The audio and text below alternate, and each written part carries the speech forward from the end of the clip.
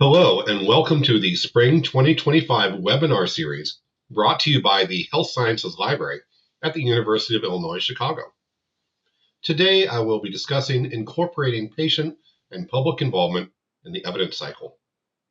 My name is Quincy D. McCrary, and this presentation will cover the 5A's framework: assess, ask, acquire, appraise, and apply. I'm excited to share insights on integrating patient perspectives into research and clinical decision-making. This approach ensures that research is aligned with the needs and priorities of patients and the public. My goal today is to help make healthcare more effective and responsive to patient needs. Let me introduce our liaison librarians who are here to support you. Emily Gilbert, Assistant Professor, Liaison to the College of Medicine. Emily specializes in body bias in medical research and can assist with finding relevant resources. Tina Griffin is an Associate Professor, Liaison to the College of Medicine and to the College of Pharmacy. Tina has extensive experience in pharmacy-related research and can help with pharmacological tools. Finally, myself, Quincy D. McCrary, Assistant Professor, Liaison to the College of Medicine. I focus on AI and information seeking and the anthropology of agency in modernity. Feel free to reach out to any of us for personalized support. We're here to help you navigate the research process and find the best possible evidence. The Health Sciences Library is located at the corner of Polk and Wood Streets. Our library offers a variety of resources and services to support your academic needs. Please note that our hours vary by time of year. Typically, we're open Monday through Friday from 7 a.m. to 7 p.m. We are closed Saturdays and open on Sundays from 11 a.m. to 7 p.m. via badge access. We look forward to assisting you with your studies and research. Please feel free to visit us when we're open. The Library of the Health Sciences offers various resources and support. Open study spaces and individual or group study rooms for collaborative work. Books on reserve for easy access to essential texts. Anatomical models for hands-on learning. Accessible software and furniture that accommodate to all users. Assistance from library faculty and staff who are experts in medical research. Finally, our library is a hub for learning and research, providing a conducive environment for study and collaboration. We offer a wide range of services to support your academic and research needs. For example, our librarians can recommend databases tailored to your particular research, assist with building effective search strategies to find relevant literature, locate full-text articles and books, saving you time and effort, provide personalized research support through consultations, helping you navigate the complex arena of research questions today. We are here to support your research journey and to assure that you have access to the best possible evidence. Our goal is to make your research process as efficient and effective as possible. The UIC Library offers a wide range of online resources, including ebooks, journal articles, point-of-care tools, guides which show a variety of different library resources, pharmacology tools, patient education materials, and various citation management tools. To access these resources, visit library.uic.edu. The home page also features a search bar, which you can use to look up books and media and more. You can also find links to various different databases, etc. The search function allows you to search all resources comprehensively, find both physical and digital books, and access scholarly resources. There are various different specialized tools, for example, pharmacological tools for drug information, or patient education material to support healthcare studies, and ways to organize your references through citation management tools. For additional support, check our current hours on the website or plan your visits or online sessions. Also, you can use the library chat feature for real-time assistance from library. Now let's discuss the evidence cycle. The evidence cycle is a structured process for integrating the best evidence into clinical care. It consists of 5 primary steps: assess, ask, acquire, appraise, and apply. This cycle helps clinicians make informed decisions based on the latest research, but it also should include patient input, as I'll discuss in the coming slides. Each step of the cycle is crucial for ensuring that clinical decisions are evidence-based and, I will argue, should be patient-centered.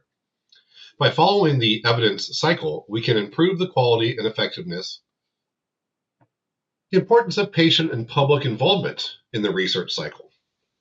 PPI aligns research with real-world needs, focuses on community topics, identifies concerns early in the research process, enhances dissemination, and works to empower the public.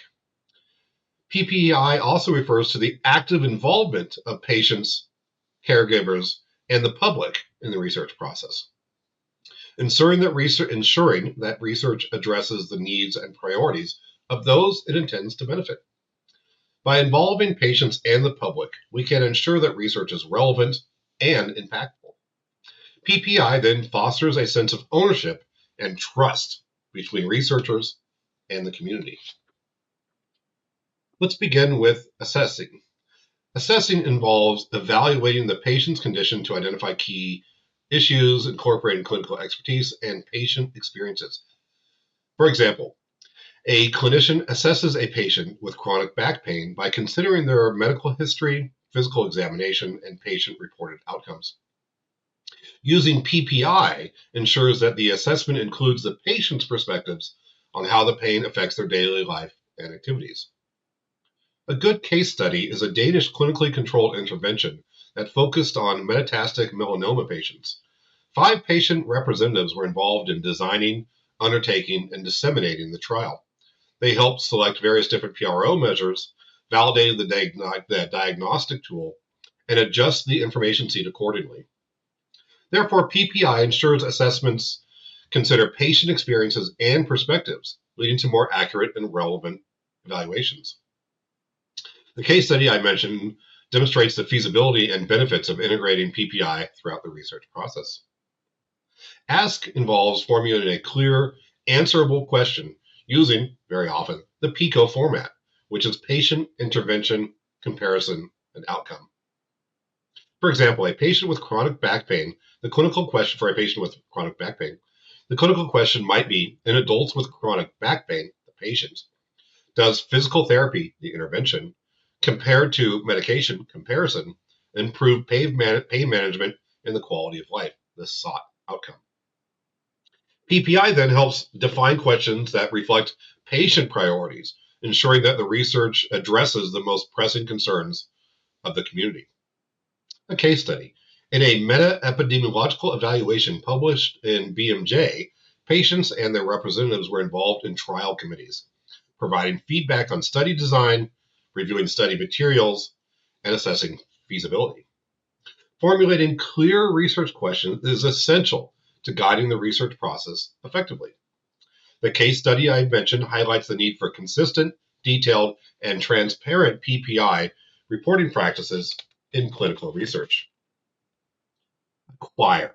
Acquire involves searching for high-quality, evidence-based research, including systematic reviews, journal articles, clinical guidelines, randomly controlled trials, etc. For example, the clinician searches databases for systematic reviews and clinical trials comparing physical therapy and medication for chronic back pain. PPI then contributes by identifying relevant sources and diverse perspectives, enhancing the comprehensiveness of the research.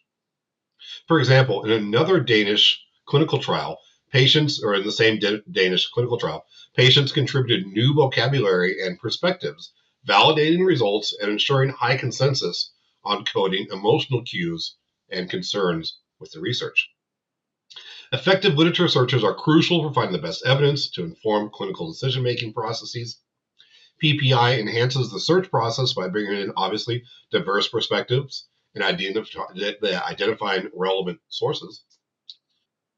This case study demonstrates how patient input can enhance the comprehensiveness of the search for evidence. Appraise involves critically evaluating the reliability and applicability of evidence, examining study methodology, biases, and real-world evidence, real-world relevance. For example, the clinician reviews a systematic review on physical therapy for chronic back pain, assessing the study's methodology, sample size, and potential biases. PPI then ensures that findings are meaningful and patient-centered, making evidence more applicable to the particular clinical practice. Again, in that meta-epidemiological evaluation published in BMJ, the research highlighted the need for consistent, detailed, and transparent PPI reporting practices in clinical research. Clinical appraisal is essential for ensuring that the evidence is relatable and reliable to the clinical practice. PPI helps ensure that the evidence is patient-centered and relevant to real-world needs. The study I mentioned underscores the importance of critically evaluating the reliability and applicability of evidence. Finally, apply. Apply involves integrating evidence into patient care decisions, considering, obviously, patient values, preferences, and individual circumstances. For example, back to our back pain example, the clinician discusses the evidence with the patient, considering their preferences for physical therapy over medication due to concerns about side effects.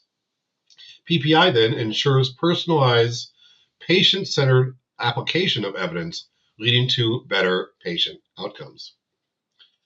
A case study which involved a doctoral research project, informed by the research cycle and published in Research Involvement Engagement.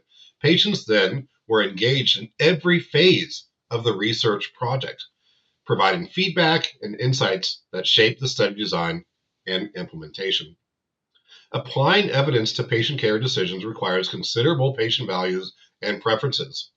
PPI then ensures that those clinical decisions are personalized, leading to better outcomes. This case study itself demonstrates the benefits of integrating PPI throughout the research cycle. So in conclusion, the evidence cycle provides a structured approach to clinical decision-making, with PPI enhancing the process by ensuring relevance, inclusivity, and patient-centered care. Addressing challenges and best practices strengthens research and clinical outcomes, making healthcare more effective and responsive to patient needs. By integrating PPI throughout the evidence cycle, we can improve the quality and impact of research and clinical care. Thank you very much for coming today. Here are the references that I mentioned, a couple of case studies that I had mentioned. Make sure that you follow up on those if you're interested in more about it. Also, if you have any questions, please contact me directly, qmccrary@uic.edu. Finally, evaluations and appointments. Please scan the QR codes here to provide feedback or to schedule an appointment. And thank you so much for viewing this very quick webinar today.